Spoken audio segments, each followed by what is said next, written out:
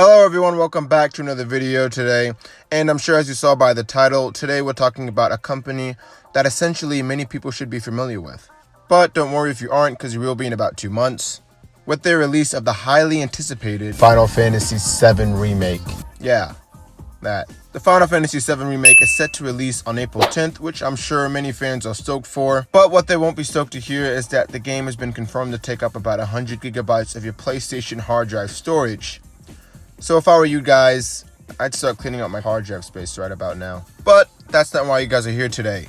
You've come to see the best of Square Enix's library. Games that put you physically and mentally through an emotional journey. Games that won't fade from thine memory. And don't worry, I shall not keep you from experiencing that anxiety that you currently have bundled up inside, awaiting to see your favorite game, your past, your nostalgia at number 1 on that list. So without any further ado, here's the 10 best Square Enix games. At number 10, we have the exhilarating, gorgeous, and well-crafted Rise of the Tomb Raider. The game is an example of what an action-adventure game should be. One question remains. No! Was it all worth it? Hey, chill out.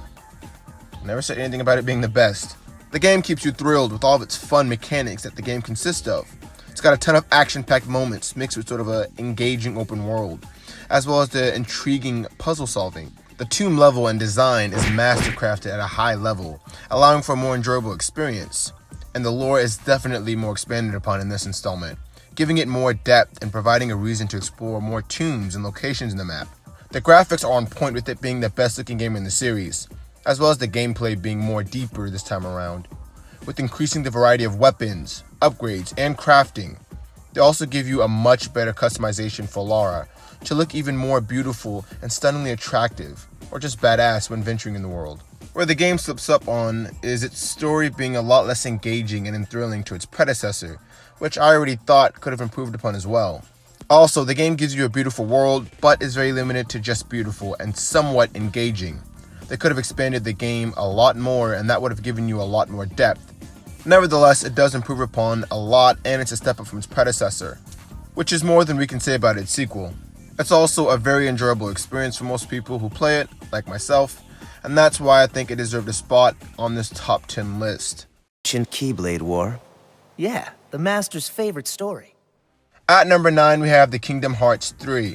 Now, if you're not already familiar with the series, then chances are you'll love this one.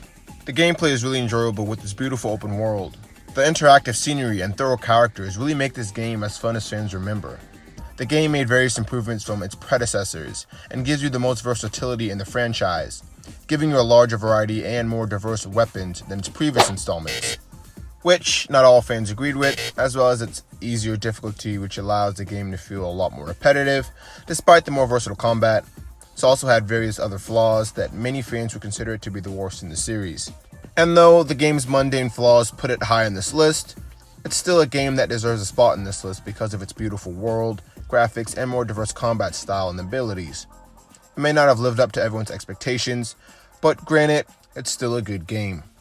To bring down the Sun on Yi, we have to take down the people who support them. We want the red... At number 8, we have Sleeping Dogs, and this one may not really be developed by Square Enix, but they really helped United Front Games from the ditch they were in, adding a substantial amount to the development staff and recommending a lot of ideas that really helped this game become what it was. Even though it still sold under expectations, it is a memorable game and one that I unexpectedly enjoyed to its fullest. The open world is beautiful, and the combat is unorthodox from a lot of other RPG games out there, and probably the funnest combat I've ever experienced in an RPG. The story really draws you in as you experience Wei Shin, go undercover, work for these crime lords, and actually start to feel sentiment for them. You actually start understanding their world, their philosophies, and what they do. And you really start to see the vulnerability in these characters as you watch their stories play out. I felt they could have done a better job as far as bringing more activities, like more mini games to the open world, and they could have done a lot better job with the side quests. I feel like other games in their genre do a better job at that than them. And sadly, we'll never get to see them improve on those aspects because the game was cancelled, along with them trying to recreate a spin-off version of the game back in 2015, only for that game to be cancelled as well, Which, if you understood this game and this genre, you would really understand that it's not really an easy market to really profit in, and that's ultimately the reason why Activision abandoned United Front in the first place. But they still managed to put this game out, and that's thanks to the help of Square Enix. And because of that, I got to play a game that really puts you in the shoes of Wei Shin as you experience a very thorough and well-crafted world with its interesting characters and unorthodox combat. That's why I think it deserves to be number 8 on this list. Also, there's supposedly a movie of this in the works with actor Donnie Yen starring as Wei Shin. And I don't know if they're going all in or not, but it's definitely a movie I'd like to see if it ever makes it to the big screen. Not go on. This injustice must end. At number 7, we have the augmented cyberpunk universe that is Deus Ex Mankind Divided, which I have to say is a really good game. Considering I never played the first two, this one exceeded my expectations. The lore in this game is extensive and the world is simply engaging and rewarding, not forcing you to do anything but just play at your own pace and explore, learn the vastness of it. The dialogue is excellent, giving you the opportunity to decide certain circumstances on how this game will play out. It's fun to play around with customizations and builds with Adam Jensen, which he kinda reminds me of Geralt of Rivia from The Witcher 3 Wild Hunt, with the whole kinda mellow laid back thing. Good morning, Adam. You have one new message. From? Yennefer of Vengerberg. Play it. Most fans really enjoyed the game and felt it lived up to the expectations of its predecessors, with the addition of some minor launch problems, like the game not being entirely optimized at launch, or them throwing microtransactions at your face. But people realized the game didn't force you to do anything you didn't want to do, and gave fans most of what they expected, which is why it made it into number 7 on this list.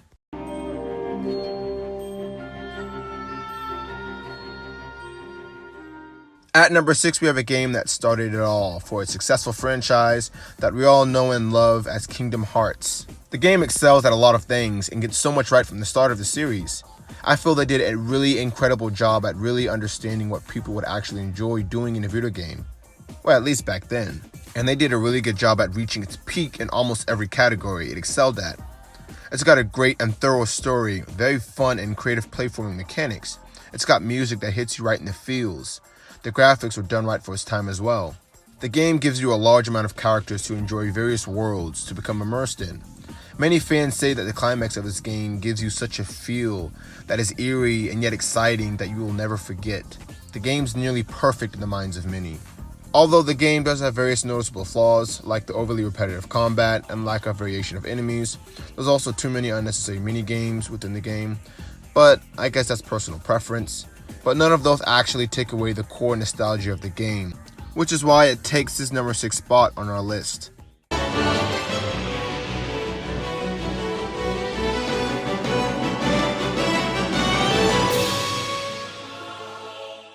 At number 5, we have Final Fantasy Tactics, which is still considered a masterpiece of a game. The game prides itself on its name, Tactics, which is probably the best at it in the whole series. Most fans consider the title to be one of the best strategy RPG games of all time. The game is so complex in so many ways, and it throws things at you in every corner and really makes you think. For a game like this, you really wouldn't expect that. They do a great job at allowing you to explore the intricacies in this game. You can explore towns, forests, acquire new items, undertake side quests. However, the combat is where it excels the most, allowing you to select your party members' every move between the battles, whether that's changing your teammates' jobs or combining the skills and using what you've combined on your enemies. The freedom they give you to develop each and every character's multiple jobs or skills on your team allows for limitless replayability and fun, along with the great original story and beautiful soundtrack. The game excelled at almost everything but the actual balance of a strategy game. You can almost say the game is broken in a way because of how they let you grow yourself and your team without really any caution or limits. But that's probably what makes the game what it is today, and that's probably why fans loved it then, just as they do now.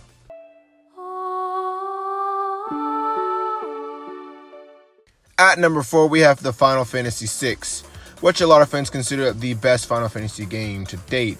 And probably the reason for that is the game had the best character development in the entire series, allowing you to play up to 14 playable characters, each with their own personalities and backstories and their own unique abilities. But even with all those characters, they did a really good job with all the memorable personalities and beautiful integrated stories that really pull you in with all of its emotions. The villain in this game is probably the best in the series, as he does a lot of dramatic things that make you gasp and think, is this guy even sane? The graphics in the world were on point for its time, along with the satisfying gameplay and soundtrack. I wouldn't say this game really has any significant flaws other than the fact that it might have been too easy for some people, or I think the Game Boy Advance version's soundtrack was censored, which didn't let you experience it to the fullest, so that sucks if you're a Game Boy user, or were a Game Boy user, because those things are way out of date now. Despite that, the game was a landmark for the entire franchise, and it was the current peak of its time, not only for strategy games, but for JRPGs in general. Complete this task and return here safely. At number 3, we have the Kingdom Hearts 2, and the reason it's placed so low is that the game successfully succeeds at what its successful predecessor fails at, making it ultimately a better game than the original. The combat system is a lot more fluid and simplistic, which worked better in the series. A lot of people say that the world is a living, breathing fairy tale with outstanding graphics, along with its heartfelt yet unforgettable characters. That brings the most nostalgia in the series. A lot of fans like this one the most because it essentially gave them everything they wanted in a sequel, and that's why it takes our number 3 spot.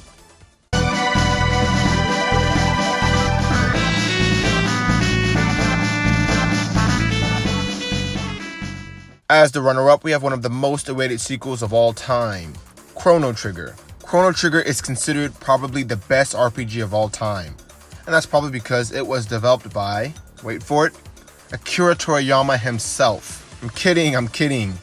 He was, however, on the development team and wrote various characters, monsters, and vehicles.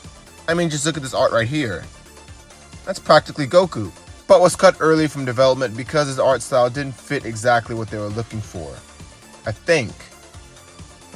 Chrono Trigger does a better job at the RPG genre than basically any RPG because of its various aspects, and one of them being a friendly user interface. You don't really feel overwhelmed in the game by looking at it, which is a plus for JRPGs, along with its incredibly progressive difficulty level that eased you into the harder fights, rather than throwing everything at you from the start. From its fantastic soundtrack to the dynamic and diverse combat styles, to its interesting tactics and strategy, along with an easily rememberable story in what is a fantastic mythical world. As I felt the Final Fantasy VI set the new standards for RPGs, Chrono Trigger not only lived up to those industry standards, but took them to a level beyond, and gave fans such a masterpiece that they never forgot, and that's what makes this the runner-up.